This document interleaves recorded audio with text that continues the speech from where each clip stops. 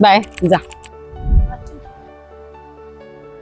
माझा मुलगा आता फिरायला चाललेला आहे. असे अपडेट्स आपल्याला येत राहतात ना. तुम्ही बघता ना की बरेच सारे असे पालक असतात, आपल्या मुलांच्या छोट्या छोट्या गोष्टी त्यांना सोशल मीडियावर टाकायचे असतात. आणि हे नुसतं अपडेट्स नाही बरं का, युट्यूब वरती तर त्याचे मोठे मोठे ब्लॉग्स बनत असतात. आपण लहान मुलांना आतापासूनच हे नेम फेम सगळं काय दाखवत आहोत आणि मग त्यांना त्याची व्हॅल्यूच राहत नाहीये. आणि त्याचा फ्लिप पॉइंट असा आहे की आजकालच्या मुलांच्या मनामध्ये आतापासूनच सेलिब्रिटी असल्याचा फील येत आहे. जिथे आपण मुलांना शिकवतो की डाऊन टू अर्थ असलं पाहिजे, तिथे ही मुलं स्वतःला फार वरचढ समजत आहेत.